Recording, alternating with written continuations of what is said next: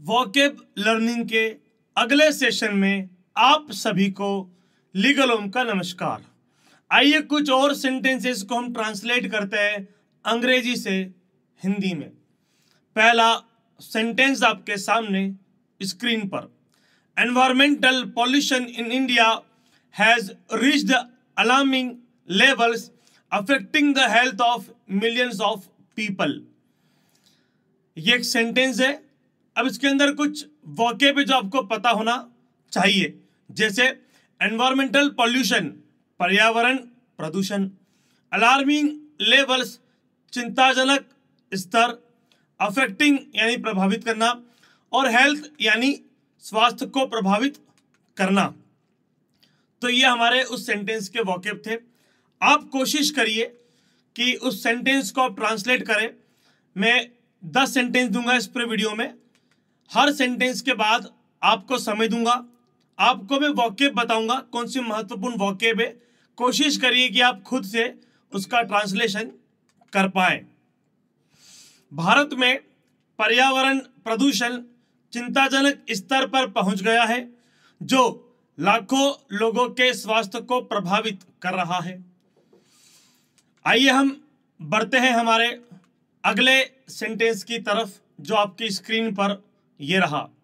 Deforestation is a major environmental issue leading to loss of biodiversity and climate change. अब इसकी vocab पर एक नजर हम डाल लेते हैं। डिफॉरेस्टेशन वनों की कटाई, मेजर एनवायरमेंटल इशू प्रमुख पर्यावरणीय समस्या, लीडिंग टू मतलब उसका कारण बन रही है, लॉस ऑफ बायोडाइवर्सिटी जैव विविधता का नुकसान, क्लाइमेट चेंज यानी जलवायु परिवर्तन। ये वोकेब थी। सेंटेंस आपके सामने है। कोशिश करिए कि आप इसको हिंदी में ट्रांसलेट कर पाए। वनों की कटाई एक प्रमुख पर्यावरणीय समस्या है जो जैव विविधता के नुकसान और जलवायु परिवर्तन का कारण बन रही है। आई होप आपको यह भी समझ आया होगा। हम हमारे अगले सेंटेंस की ओर बढ़ते हैं। Air quality in many cities is deteriorating due to vehicular emissions and industrial pollution.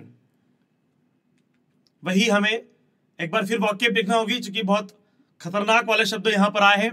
Air quality वायु गुणवत्ता, डिटेरियोरेटिंग मतलब खराब हो रही है, व्हीकुलर एमिशंस वाहन उत्सर्जन, और इंडस्ट्रियल पॉल्यूशन औद्योगिक प्रदूषण। तो इन तमाम शब्दों का इस्तेमाल करते हुए आप एक बेहतर सेंटेंस का निर्माण यहां पर कर सकते हैं। सेंटेंस आपके सामने है, मैं आपको वोकेब बता चुका हूं। आइए चलते सॉल्यूशन की तरफ। कई भारतीय शहरों में वायु गुणवत्ता, वाहन उत्सर्जन और औद्योगिक प्रदूषण के कारण खराब हो रही है। I hope it is very clear to you. अगले सेंटेंस की ओर हम बढ़ते हैं, जो इस वीडियो का हमारा चौथा सेंटेंस होगा। Water pollution from industrial waste and sewage is contaminating rivers and affecting aquatic life. Water pollution जल प्रदूषण, इंडस्ट्रियल वेस्ट औद्योगिक अपशिष्ट, सीवेज का हिंदी सीवेज ही होगा, गंदा नाला भी कहा जा सकता है, पर अक्सर सीवेज का इस्तेमाल हिंदी ट्रांसलेशन में बतौर सीवेज भी किया जा सकता है। कंटेमिनेटिंग यानी प्रदूषित करना, अफेक्टिंग यानी प्रभावित करना, और एक्वेटिक लाइफ का हिंदी होता है जलीय जीवन।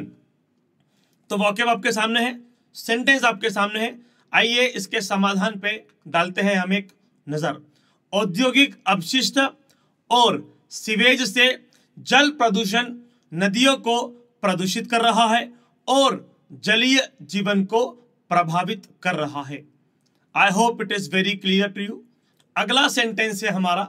Climate change is causing more frequent and severe natural disasters such as floods and droughts. जलवायु परिवर्तन किसका होता है भैया? क्लाइमेट चेंज का।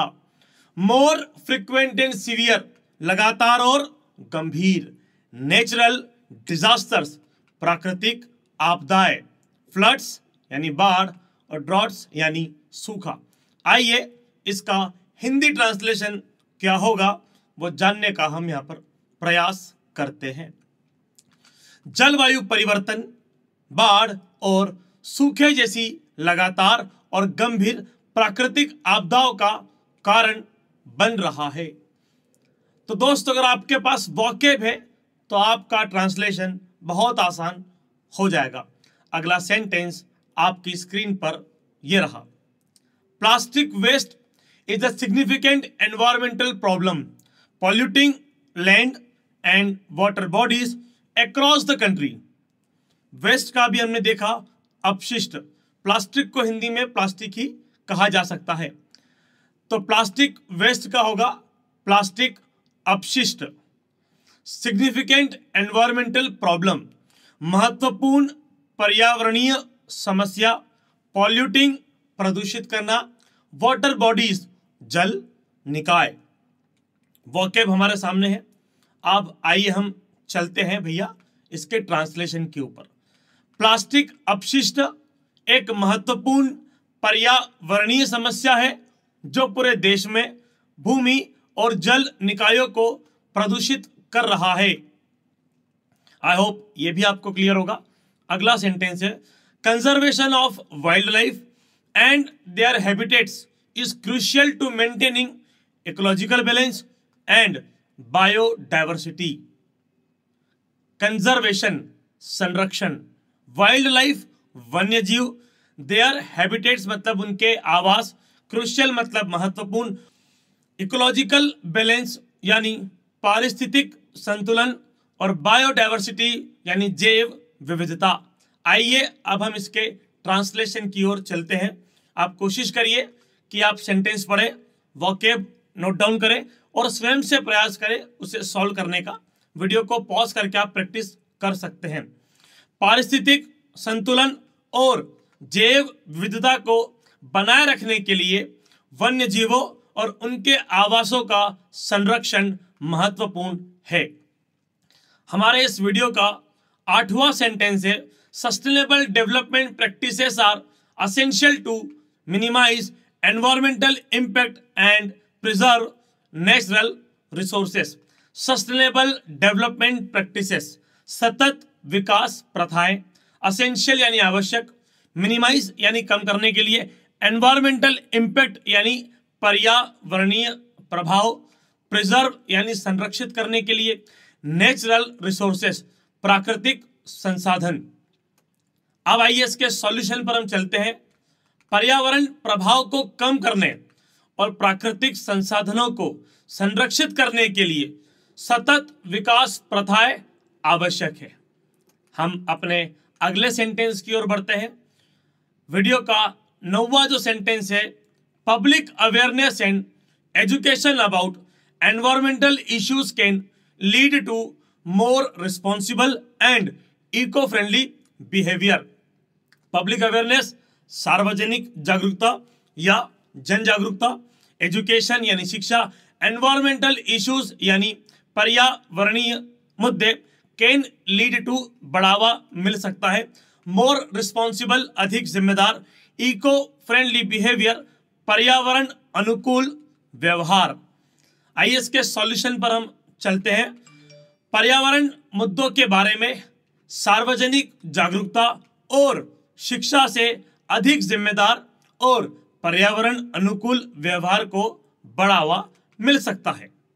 लास्ट सेंटेंस हमारे इस वीडियो का है, renewable energy sources such as solar and wind power can help reduce dependency on fossil fuels. एक एक शब्द का हम हिंदी देखते हैं। रिन्यूएबल एनर्जी सोर्सेस, नवीकरणीय ऊर्जा स्रोत। सोलर यानी सौर। विंड पावर यानी पवन ऊर्जा। रिड्यूस डिपेंडेंसी यानी निर्भरता को कम करने के लिए। फॉसिल फ्यूल्स यानी जीवाश्म ईंधन। और आइए इसकी मदद से एक सेंटेंस जो बनता है यहाँ पर और आपका सॉल्यूशन ये रहा। सौर और पवन ऊर्जा जैसे नवीकरणीय ऊर्जा स्रोत जीवाश्म ईंधनों पर निर्भरता को कम करने में मदद कर सकते हैं। तो हमने आज के वीडियो में बहुत सारे सेंटेंस किए, ट्रांसलेशन किया। मैं एक बार फिर सारे वोकैब को दोहरा देता हूं। एनवायरमेंटल पॉल्यूशन, पर्यावरण प्रदूषण, अलार्मिंग लेवल्स, चिंताजनक स्तर, हेल्थ स्वास्थ्य, डिफॉरेस्टेशन वनों की कटाई, मेजर एनवायरमेंटल इशू प्रमुख पर्यावरणीय समस्या, लीडिंग टू कारण बन रही है, लॉस ऑफ बायोडाइवर्सिटी जैव विविधता का नुकसान, क्लाइमेट चेंज जलवायु परिवर्तन, एयर क्वालिटी वायु गुणवत्ता डिटेरियोरेटिंग खराब हो रही है, वेहिकुलर एमिशंस वाहन उत्सर्जन, इंडस्ट्रियल पॉल्यूशन औद्योगिक प्रदूषण, वाटर पॉल्यूशन जल प्रदूषण, इंडस्ट्रियल वेस्ट औद्योगिक अपशिष्ट, सीवेज का सीवेज, कंटेमिनेटिंग यानी प्रदूषित, अफेक्टिंग यानी प्रभावित, एक्वेटिक लाइफ यानी जलीय जीवन, क्लाइमेट चेंज जलवायु परिवर्तन, मोर फ्रिक्वेंट एंड सीवियर लगातार और गंभीर, नेचुरल डिजास्टर्स प्राकृतिक आपदाएं, फ्लड्स बाढ़, ड्रॉट सूखा, प्लास्टिक वेस्ट प्लास्टिक अपशिष्ट, सिग्निफिकेंट एनवायरमेंटल प्रॉब्लम